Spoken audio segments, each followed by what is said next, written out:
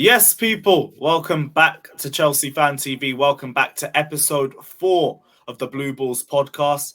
After another win as well. Feels like as soon as we started these podcasts, we started winning. And let's hope we can keep the winning run going to Everton as well, just before the international break. We're going to go through all the biggest weekly topics of Chelsea, round off the Leicester game, talk about the Everton game, probably end with a lineup prediction, even though we usually get it wrong anyway. But yeah, big up everybody that's locked in. Check out everyone's socials. Literally, the names on our bottom left. Check out the channel. Like, subscribe, and everyone's personal channels. Let us know all your thoughts down in the comment section below. And we're trying to aim for 500 likes in today's video. So, guys, if you haven't done so already, hit that like button.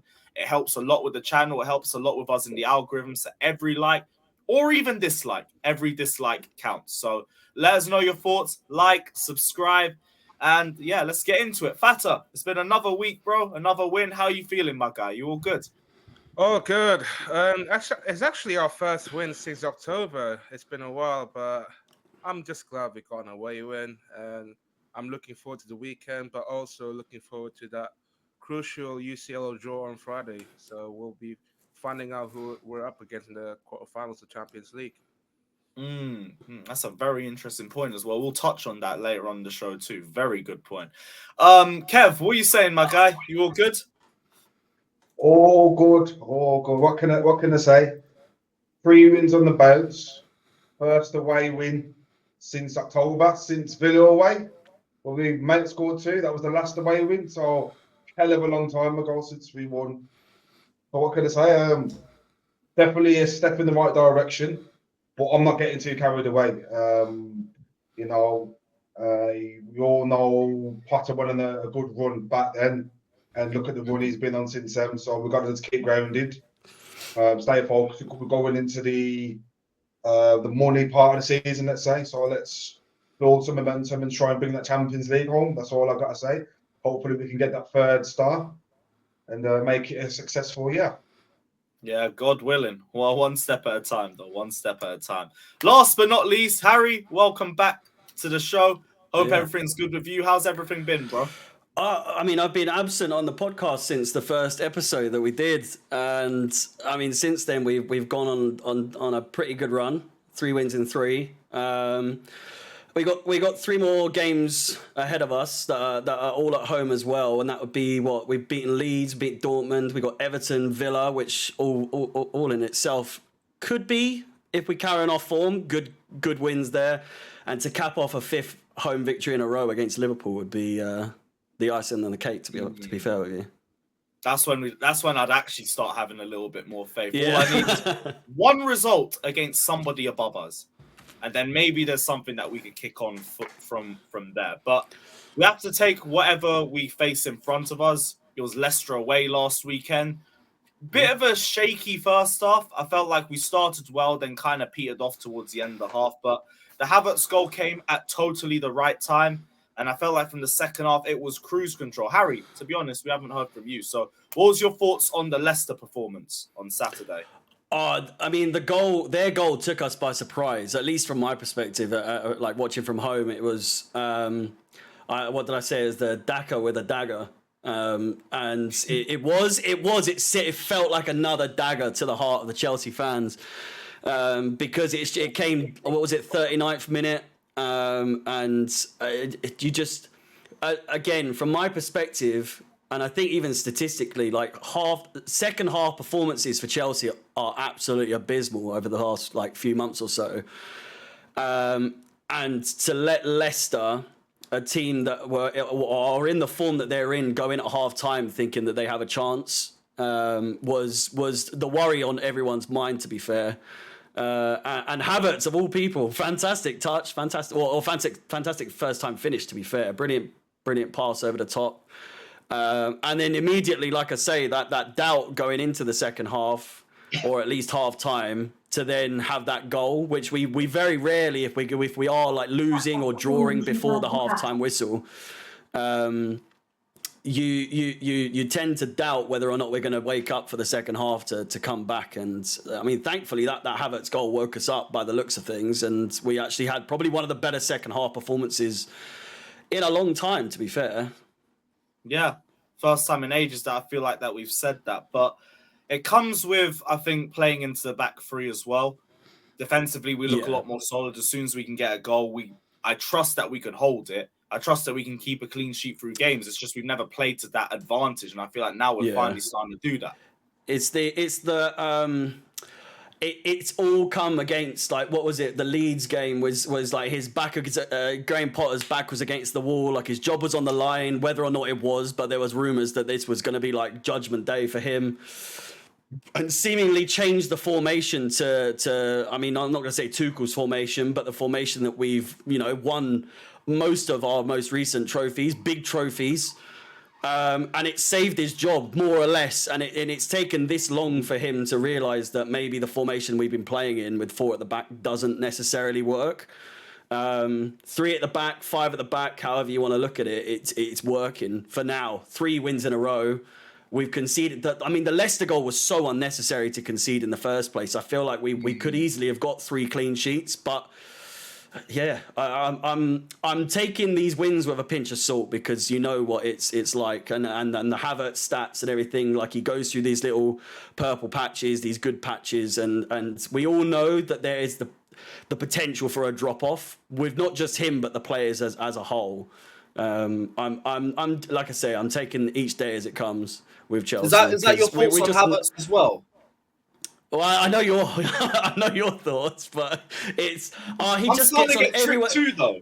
He just gets on everyone's nerves. But like that Dortmund flick from him to like lay up, was it Kovacic to then Chilwell, and then like that whole sequence was just it was just beautiful. And then of course. I mean, I gave him on the player ratings man of the match 2 games in a row, and if you watch the player ratings at all on this channel, you'll know that I'm very harsh on Havertz, but more so because he keeps getting played as the main man up front. So I always give him a 5 just because of that, unless he scores and has like a good game like he has done, and then now he's warranting those ratings. But if I'm not mistaken, he's not been playing as the main man up front, to be fair. He's been sort of, free roam position to be able to like do what he wants. And like he's been on the wing all the time. And the creativity that we're seeing from him is it's a breath of fresh air, because I know, I mean, you're someone who you have your opinions on him. You speak for a lot of people, and including myself, because he just gets on my tits. He really does. Like, just watching him, he just gets on my nerves because of like even the goal when he scored, did you even know it was a goal? Did you think it was offside? No one in that away end celebrated. I didn't celebrate because I was like, I've never heard such weaker celebrations in an away end, but you just can't tell. He's top of the offside list. But even in spite of that, it has been a very good 2 games from him.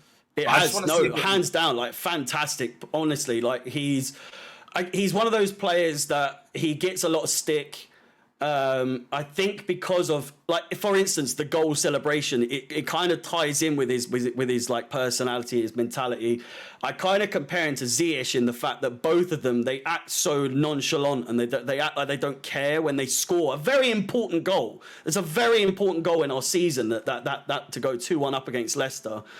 And he just didn't give anything for the fans to be like, oh, it's definitely a goal. Or like it was obviously in the back of the net, but even then I was like waiting for him to be, where's VAR? Putting it there. Yeah, I was waiting for something, but no doubt about it. He looks like he's coming back into himself. The formation's changed at the end of the day, and we look better. And Havertz is playing more in his suited position, and he looks better. So I do think maybe Potter is to blame on that regard, to like have waited this long to change things up, because now we're looking at it and we're a completely different team. Mm-hmm. Kev, did you have any other thoughts? Well, I thought you might have had something you wanted to say. Or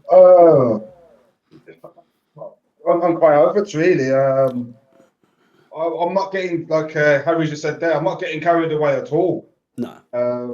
Like I said last week, probably the most frustrating player I've seen in the Chelsea shirt in a long, long time, because we all know as fans that there is a fantastic player there. We all know there's a player in there that could probably perform in a more consistent basis, but I just don't get it. I just don't get why he's so inconsistent. I don't see why some days he can have a game like Dortmund, the game against Dortmund, probably his best games on the Chelsea shirt, and then you'll see him against Southampton only a couple of weeks before, and he does nothing. I think he come off the bench that game, say another game, any other game this season, and he's just not been, even in the game whatsoever, not even had a touch of the ball.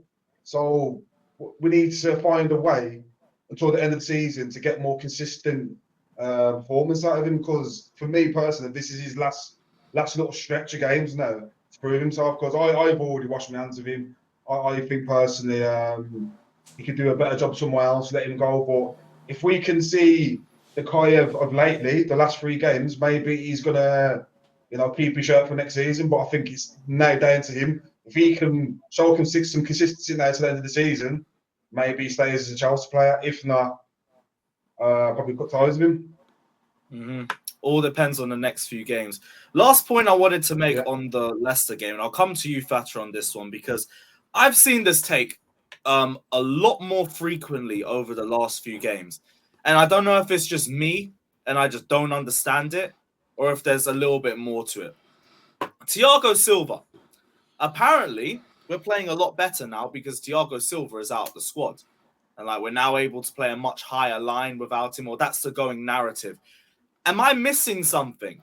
Or is this more just based on the system, or are we just now starting to just pinpoint names randomly? Because to me, Thiago Silva is our outright player of the season. I don't think there's anybody who even comes clear to taking that award from him. Even last season, he got robbed, but at least then I kind of understood it. Mount was our best forward. You can make an argument for him if you want to do it.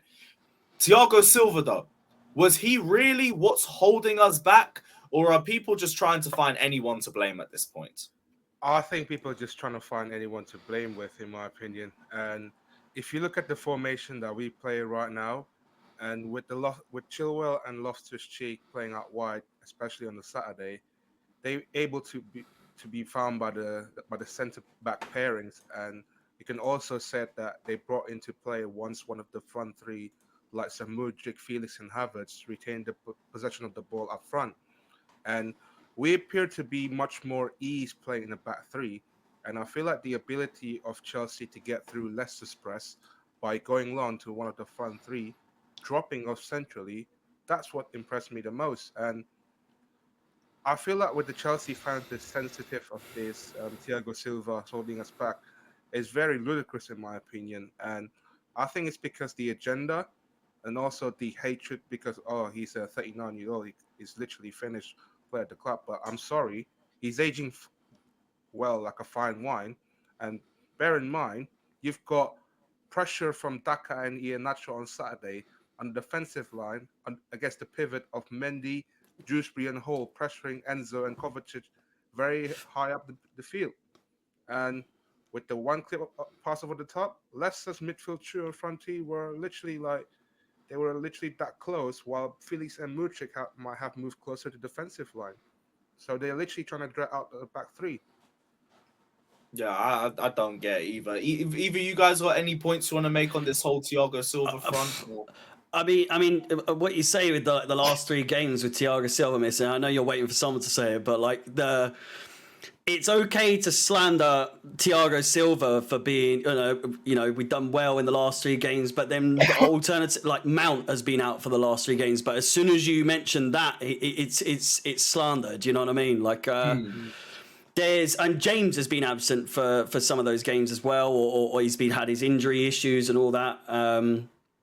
It's one rule for one and then one rule for another, and the PR team working overtime for Mason Mount by the sound of things, because it's like he's been absent for those 3 games. We're back on winning form, but then Thiago Silva's out and we're winning because he's not playing. It doesn't make sense. It doesn't make sense. Why can't the team just be playing better as a whole, playing in a different in a formation that is tried and true with the team, because like I said earlier, like with the formation, it's worked with the Champions League, Club World Cup, Super Cup, all that sort of stuff. It is like you say, they're just picking names out of a hat to sort of blame at this point. I don't understand where the hatred's coming, especially to Thiago Silva. Like you say, he's been the best player for us for 2 years, and the age thing shouldn't come into it at all. If anything, that's a testament to his quality, to his professionalism, nearly 40 years of age. He'll be 40 by the time he leaves the club, if he recovers from his injury properly. But I feel like with him, he's an anomaly. The age shouldn't come into it whatsoever. Yeah, big facts. Big facts. Moving on from the Leicester game, though, there's been a lot of topics surrounding strikers. It's been a big aim for Chelsea to go in for a number 9 in the summer. And from what we're reading with sources, Victor Osimhen is being looked at as our number 1 main target, even though I kind of think like you're asking a lot to get him away from Napoli, especially after the season that they're having. But with the amount of clubs that are interested, with Osimhen's interest in playing in the Premier League too, I don't think it's completely out the realm of possibility. We're also linked with Vlahovic, Jonathan David, Ivan Toney as well. Simon Phillips said Chelsea aren't ruling out Ivan Toney, but they're trying to wait around the situation involving his gambling charges. It looks like the number 1 thing we're looking for is your sort of strong, dominant number 9, someone who could be a little bit more physical and dominate defenders. Now, with Vlahovic, like, I do think there'll be a little bit of an adjustment period with him, but I do think it would be worth the wait too. Quietly looking at Ivan Toney as well, because I think depending on what his punishment is, I think his price tag might go down as a result of it. And if Ivan Toney isn't missing too much game time, I'd say we go in for him, or if anything, try and go for 2 and build the level of competition in the squad. But Kev, I'm going to start with you. Out of all the names that we've listed, who strikes out to you the most, and who do you want to see Chelsea push for out of all of them? Or if you even have anybody else that you have in mind. You didn't mention Tammy Abraham as well. Did you mention him? Yeah, no, Tammy, I heard of that, but it's more like people are just saying Lukaku. Tammy that we can cash it in. We can cash in that buyback clause if we want to, but it's more like it's an option there. There's a potential buyback clause there. Yeah. That's someone to mention. But going back to your question, if I was going to sign a striker now who is going to, be buying money, let's say, I'll probably go for Toney. Reason being, he's played in the Brentford and he's consistently scored goals for the last 2 seasons. So it's not a high risk. He's not going to change his environment. It's just a simple fact of him changing from one part of the city to the other part of the city, playing for a bigger club, league, and, he knows a few of the players as well. And, he's going to get more service in a better team. So I believe Toney would be high on the list. Osimhen or Vlahovic, the high risks, got some money, but are they going to build? You just never know. We saw because from the Italian league in the past, never really worked out. It can go back far down the line, go to Asia, and Crespo's. I'm talking about players from the early 2000s. So if I was the manager right now or the chairman and wanted to bring in a number 9, going to hold the ball up, good in the air, can finish, good penalties, general all-round plays, good, pacey as well, Ivan Toney, 100%. And it's not a high risk, probably get him for 45 to 50 million. It's not really breaking the bank compared to a Vlahovic, which is going to cost you 100 million, or Osimhen's going to cost you 120 million. And that, and it's high risk. It's going to take him time to come and settle. I think with a lot of Chelsea fans, we just have PTSD over big transfers because we've seen how it works out in the past. I would go for Ivan Toney first, almost, but it's only because I've seen him a lot more. Whereas the likes of Osimhen, I just know he's absolutely killing it there, and he's a pressing demon. He's a sort of striker that I think it fits the exact sort of profile that Potter's looking for. Vlahovic, I'm not really too sure about his pressing numbers, but I know he's physical and I know he'll finish and create the right. He's not a pressing demon, but he is. He's, I'm not comparing him, but we're talking about who is that kind of striker. He's like a 1 and 2 striker. He's really, really clinical at that end. But with Juventus going into this transfer bar, I'll pick him up pretty sure, but like I said, it's high risk. With Ivan Toney, you're not taking a risk. You know that he's proven. It could mean that he's cheaper though. What was that? Sorry. Vlahovic. Oh, it's a little bit of a delay, but it's fine. It'll come out normally in the recording. Embargo. So you just never know. You know, for me, Tony all day. Tony all day. You got to go with what you know. He's proven in the Premier League. Just go. We need to stop looking abroad and start looking guys in the Premier League. You got McAllister. He's not good assist record. So let's start looking at home instead of going. You know, abroad. You want to go for players that have proven themselves in the Premier League instead of going abroad, and I think that's important as well. 100%. Harry, what's your thoughts on all the strikers that we were listing? I wasn't sure if you mentioned, but obviously we've got a certain Romelu Lukaku back on the horizon as well. We were going to get to that. even Inter Milan don't want him, which they're saying even him, who probably had one of his better performances in his career at Inter Milan, to be fair, they're saying we don't want him. I don't know what kind of message that sends to Potter, whether or not he sees him as an option. Obviously, he will come back to Chelsea by all accounts at the end of the season. Ivan Toney is my number one choice, though, honestly. Obviously with everything that he's got going on, I feel like he does also still have like a bit, not a point to prove because it's all outside of football, but again, like Kay said, he's just down the road. It's a complete like for like switch in terms of like it's just down the road. It makes sense. I feel like he would fit into the Chelsea team really, really well. Did you mention how much that they were asking for? Because you said I feel like you said that like really it's going to be drop in price really because of the issues going on. There hasn't been a price tag, but I'd anticipate depending on what the punishment, it might impact it. Like if he's out for like a couple months or something, that's probably going to lower his price tag by like 10 or 20 mil. Yeah, which will benefit us because he is a class player. Was he 24? 20, yeah, around 26? That, 24, 25, somewhere around the mid-20s. Oh, he's 26. But even still, what has he scored? Like, even I know one season in the Championship with 63 goals in 114 games.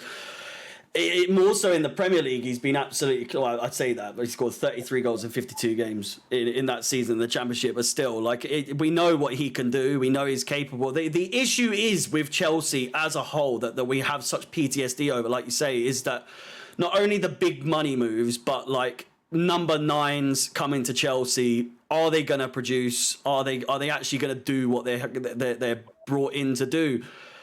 So I mean, Ivan Toney is my go-to. Even before the issues he's had going on, he was my number one choice. But I don't hold out any hope, honestly. Like, it's such a touchy subject for us. We're so used to everyone just absolutely flopping. So I just, in that particular position, I just never get excited anymore because I just expect poor performances all around. I just couldn't see Tony flopping. I couldn't see Tony flopping, to be honest. No, that's what I'm saying. He's the least likely to flop, to be honest. But I think it's because we've all seen him. Yeah, that's the thing. We watch him on a week-by-week basis, so we can't really compare him with the likes of Vlahovic or Osimhen unless you guys are watching Serie A weekly. I don't, but like I've seen the odd hit game here or there from them. And like Vlahovic, I'm not really as sure about, but Osimhen, I think after like a couple of months and maybe adjusting to the speed of the league, I think he'd be a great addition for us too. It's like them two are my top 2 targets. Jonathan David flies under the radar a little bit, but he's on 19 league goals this season. I think he's on the same as Mbappe. So I'm not going to turn my nose up too much at him. I just haven't watched him enough to make an actual claim. Yeah. I was a big fan of his over the last couple of years. Physical. So go on. No, Kev's got a little delay. I can edit all this. Everything we hear is like 10 seconds late for him. So there's a little bit of delay on his end. Go on, Harry. What were you saying? What was I saying? Jonathan David, he for lack of a better term, but he burst on the scene over the last like couple of seasons. And I don't know, it is over the last like season or so, I feel like he was on a lot of people's radars, and I just kind of, I don't know how he hasn't been picked up yet, to be honest with you. Because I don't watch Liga too much, or just like all the other sort of European leagues. I don't know too much about any of these players, to be completely honest with you. I don't like track them like every single time, week in, week out. 5-year deal signed in 2020. Maybe that plays a factor. Maybe. Yeah, but like I've heard City like involved with him and other big teams, and then I just automatically think like, oh, it's not really.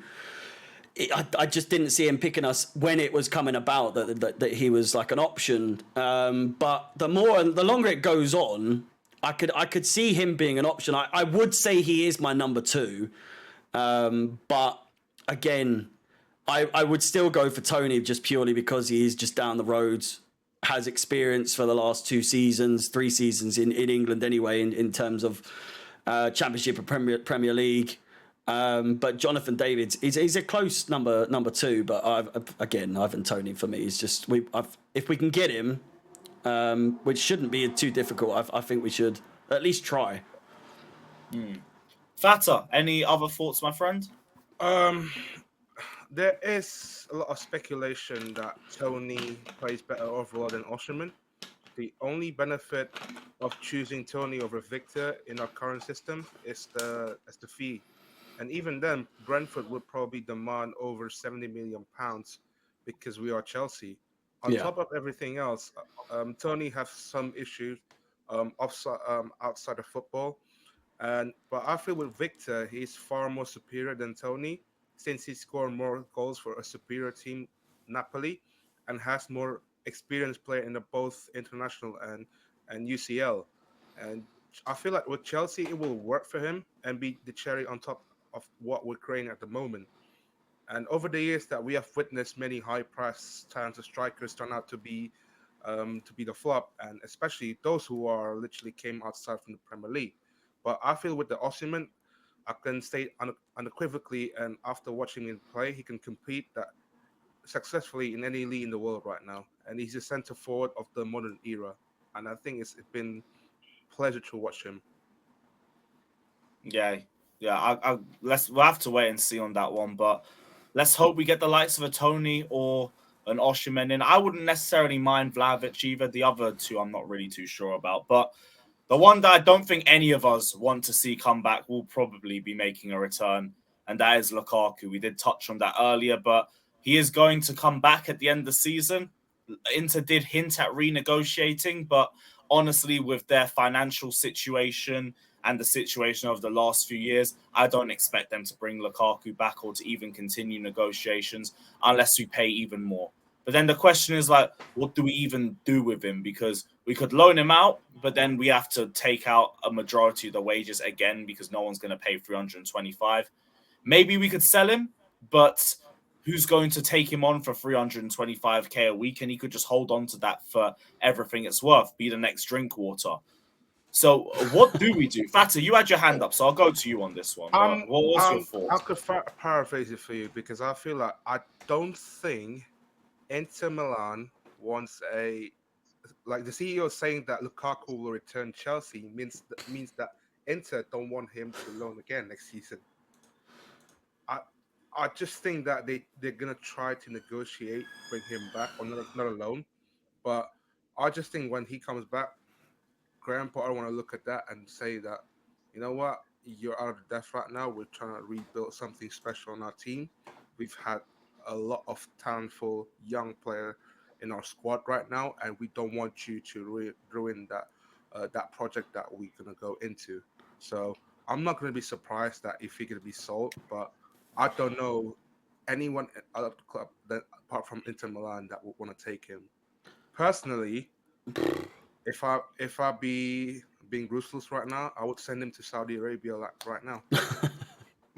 I've just got we've got him until the end of 2026, by the way. So do you know how mad that is? He will ride that Do contract out. do you think he ever plays for Chelsea even one more game? I feel like he does. I feel like there's potential for him to have a rise one more time, and he'll get like 6 or 7 games, and then it's see you later. Like, nah, you're shit. You just never know. It just all depends on pre-season. Yeah, are we going to have Potter? Nobody knows what's going to happen. Yeah, this is the thing.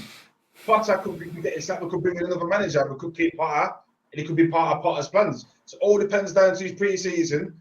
If he feels like he's going to be welcomed, if the fans are going to welcome him, there's a whole heap of different factors which could play. At the end of the day, with Lukaku, funny enough, there is a player there. Like, come on, he scored in most teams he's been at. Apart from most, he scored at Everton, he scored at West Brom, he scored at United, he scored at plenty of teams. The only thing that ever let him down was his first touch. His first touch has always been piss poor, but he's obviously improved on that.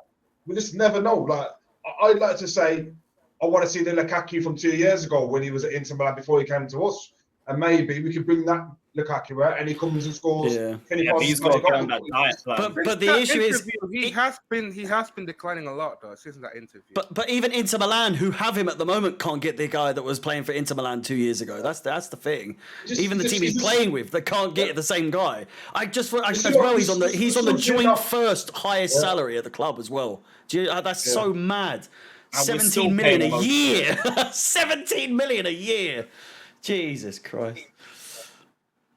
Unbelievable. Yeah, we're still paying most of it. It's just a giant mess. I do kind of... I get what you were saying earlier, though, about could you see him play for Chelsea again? All I will say is I'm not going to completely rule out Graham Potter and his emotional intelligence potentially playing a part in that. But I just don't think there's any Chelsea fan alive that wants to see it.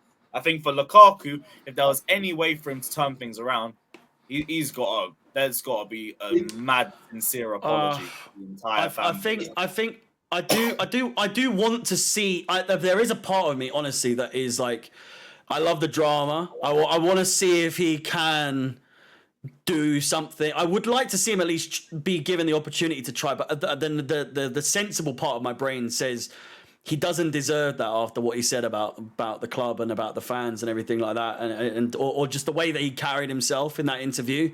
I just don't think he deserves it. But at the same time, for the club's benefit, it might be worth just at least giving him a chance to prove himself. Honestly, just from a maybe from, I don't know, like a what's it called? Just allowing him to have that one last chance, and then it's gone. The fans won't forget him. They won't forgive him, rather. And I think that is a big issue on his thing. You can expect to see when Lukaku scores, he does a Havertz with the sort of like ear or the shush or whatever it was. But I can only sense nothing but toxicity coming back from Lukaku and the club towards each other. It's never going to end well. That's what I have to say, to be fair. It's poison. His attitude, from what I could see last season with Lukaku, other players was his poisonous and the toxicity around the situation was rubbing off on other players. You can see it when he wouldn't make a pass.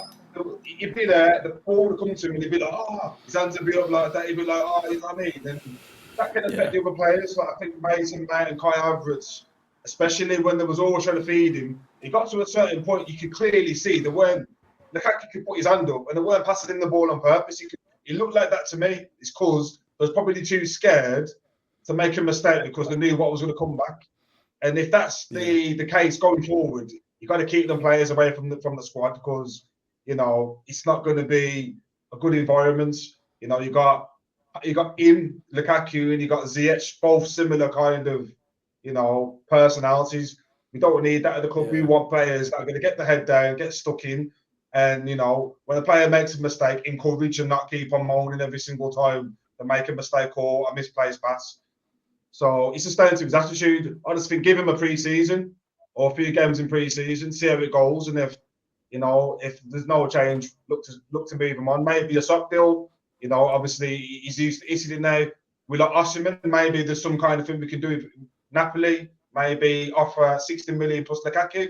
You just never know. But let's give him pre-season, see how he goes. I feel like if he needs to sit down with management at the club and have an honest discussion, it is after all a different club from the one that he left. Yeah. If he wants to move forward, he needs an intense fitness program. Well, his issue is with Tuchel as well. It wasn't with Potter, or it was with. Bowley wasn't in charge at that point, was he? I was with Tuchel. No, that seems like so long. This whole Yeah, thing's change gone of by form, so quick, but it's been so long at the same time.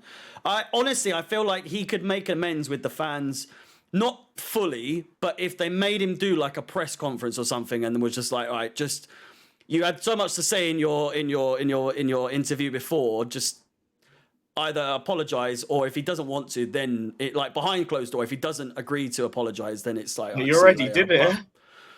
Has he?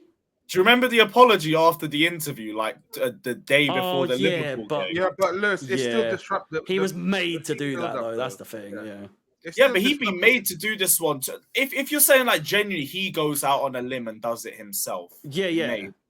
No. What I'm saying is, you give him the opportunity to either sincerely apologize, or if he doesn't agree to, again, this is like things behind the scenes. If he doesn't say yes to that, then it's like, and he's like, I don't apologize. Then it's, well, you're not gonna fit in with the fans, and you're not gonna fit back into the team. It is pointless. Yeah, I think the whole thing's pointless. But a part of me does kind of, I do weirdly think that there is a possibility he might be able to pull something back. But again, sensible mind in my head just thinks, just cut our losses, but it's so expensive, and I know it's not my money, and people are like, well, it's not your money, so why do you care? But it's a stupid amount of money that we've put towards this guy just to sort of bring him back on a summer camp and then just sack him off.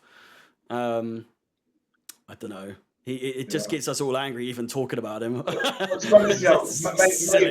Maybe we've got no other alternative. I think no. We need to plan now. What obviously, who knows what manager we're going to have? That's the key question. Like, if Potter goes on another crap run and gets sacked, maybe there's another manager that wants him. Who knows if Potter's already made plans to keep him ready for next season? It all depends on the manager, really.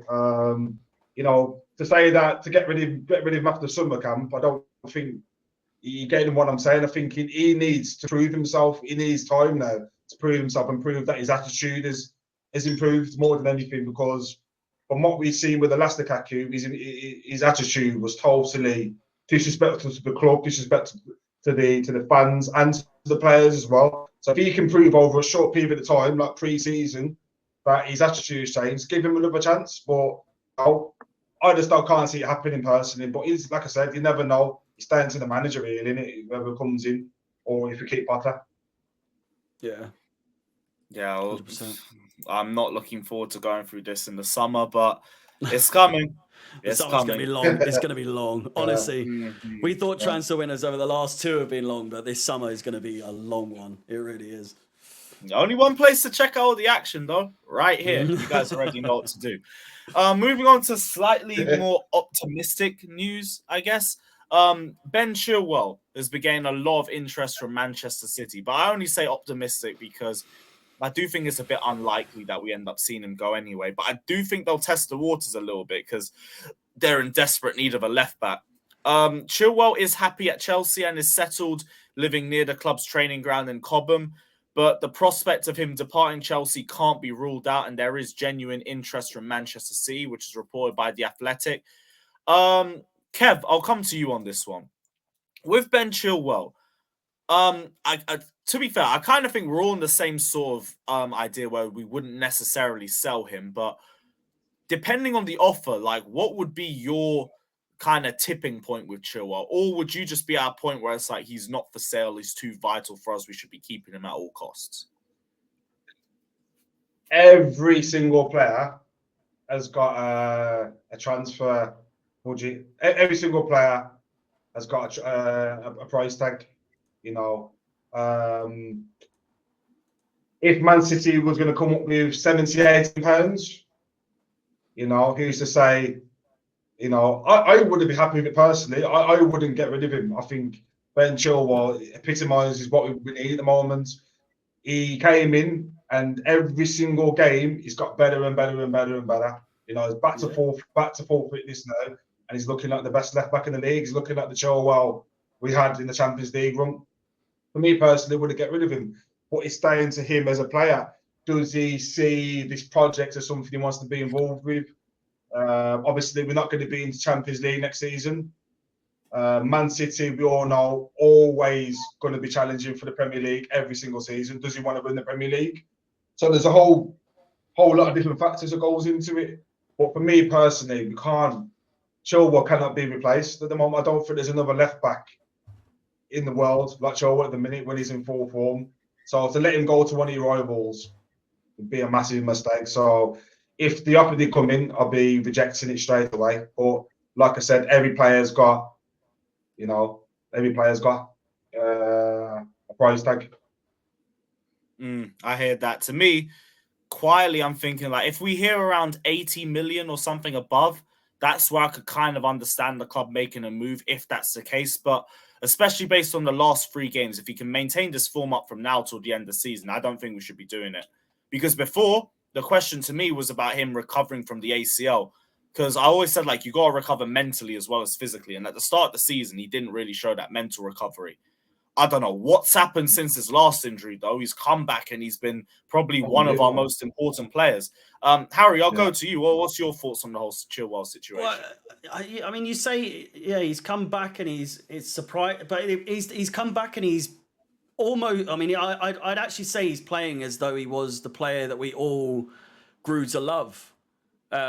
He's absolutely like the word proper Chelsea gets thrown around so much these days, but like he just epitomizes that sort of attitude. Like he is a proper. He's. If you were to say who are the most fundamental Chelsea players, who fits the mold so much, he is one of those players alongside like Reece James, Thiago Silva. You could say Kovacic, but then there's issues with him maybe going out the door as well. But like even then, I'd say like he's a proper Chelsea player. I mean, I'm called Chubby Chilwell, so I get, you know, there's like a bias behind that, but at the same time, like I absolutely love him. There's something about him. I don't know what it is.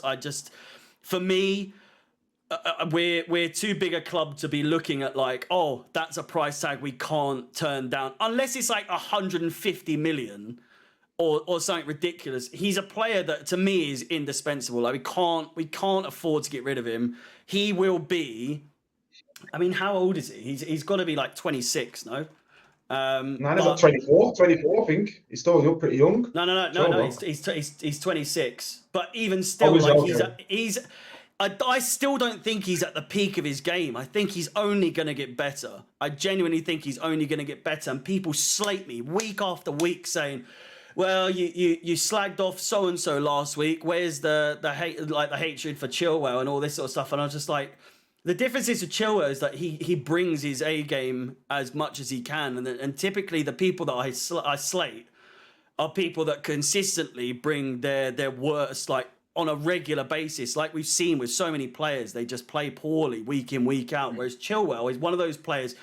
He might have a stinker sometimes, but even then, like he still always tends to be. I feel like Father, you disagree, but he's one of those players. To me, I've got a soft spot for Chilwell. I don't know what it is. I just feel like he's a proper player. And if he goes to Man City, he's only going to get better. He's only going to strive to reach.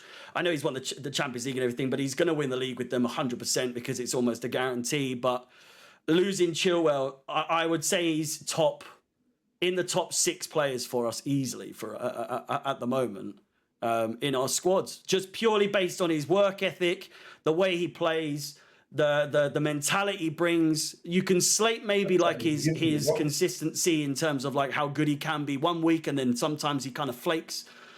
But as a player himself and the quality he brings when he is on form, it is just. I don't know. I just he's number 1 for me in that left back position. Cucurella, I'm not so sure, and then Lewis Hall's also floating about as well. But Father's pulled so many faces since I said all this. I want to hear what Father has to say. Go on, Fata. No, to be honest, it's like I honestly don't think he would want to leave. To be honest, No, he is I don't think he better would than- either. he I don't was- see him wanting he to was- leave. He is better when we first bought him, but the question is, why would Chelsea sell Chilwell to City? This is the one transfer I can boldly rule out because it makes Yeah. zero Same. sense if we are trying to close the gap to Manchester City. 100%. It's utterly useless. Look, he is by far the most important left back in the club right now. And if we want to going to this trajectory that we want to close the gap to City, we want to win the league in the next couple of seasons, he has to stay, and he'll be by far the best left back ever that Chelsea ever has. Even though there's going to be a lot of No. even though Let's Let's sell on the Cole comparisons. Hey, I'm not saying but I'm gonna step back. But there's gonna be a lot of competition on that left hand side.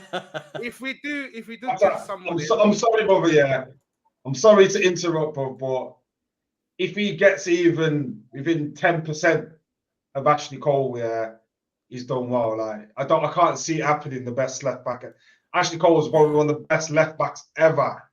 So I put just Ben Chilwell want to in put my hand up as well and say, as Chubby Chilwell, Yeah, I completely disagree. Yeah. Cole is the goat. Cole is the goat. I love Chilwell. I love Chilwell, but goat. Cole is my goat. I'm sorry. I get where you're coming from though. Like he has potential to be one of the all-time best left backs at Chelsea. He'll never be the number one. I don't think there's enough time for him to do it, but. He's so good though. He is so good, and the people that slate him, I feel like people that slate Chilwell, I feel like slating Chilwell's more unwarranted than slating Mount, to be honest with you, because Chilwell actually, I mean, the only issue he's ever had is injury woes, and that's it. Whereas Mount it's consistency this season. It's not consistency with Chilwell. The consistency with him is injury, and then you could say the same for James, to be honest. Mm-hmm. Yeah. Ashley Cole is a little bit of a stretch, but hey, longevity. If he's at the same level in 6-7 years, who knows? We'll have the debate then. But we'll say, right. Just before we go into like the score predictions and everything for the Everton game, Champions League final draw is on Friday.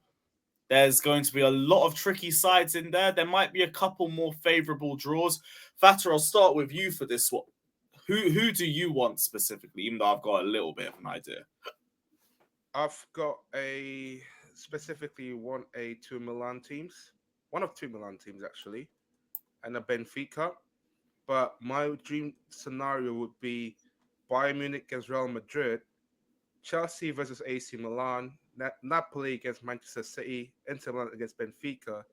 The semi-final would be either the winners of Bayern or Real against the Napoli and Man City. The other side of the draw would be Benfica Inter against the Chelsea and AC Milan. That would be the dream scenario. You thought imagine, that Jesus Christ. Imagine. Now you're not too far off. We could get that. We got a favourable draw in 2021 where we avoided PSG, Man City. I think it was Dortmund with Haaland and Bayern Munich. So something similar could happen, but we're asking for a lot of things to fall in the right place for that. But hey, if we get that sort of bracket, I will understand people dreaming of number 3. I will genuinely understand that because you give me Chelsea, AC Milan. What did you say the other two were? Inter Milan, Benfica and Inter. Oof. Yeah, you know what? I back us in that one. It's got to be Benfica, Inter, or AC are the teams he won. But my analogy on the situation is, I don't really care who we get because we're going to play one of the big teams anyway. Regardless, we're going to play. If we're going to win this, we're going to play Real Madrid. We're going to play Bayern or Man City in the final number. One of them 3 teams are going to get to the final regardless. So, you know, we've proven in over successful years in the Champions League that we played the 2011 where Drogba scored in the final. We played Barcelona. We played a Napoli team, which is probably one of the best teams in Europe at the time.